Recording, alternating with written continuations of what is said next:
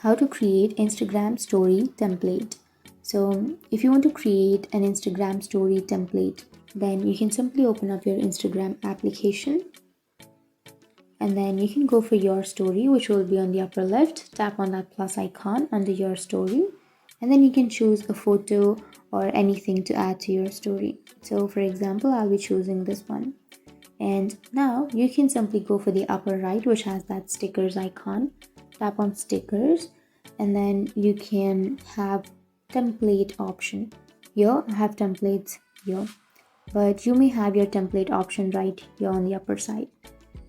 So you can simply tap on templates, and here you will have your template. So you can choose any template that you would like, and once you've choose the template, you can go for next, which is on the upper right, and you can add that to your story, and you can tap on share, and then you can share it.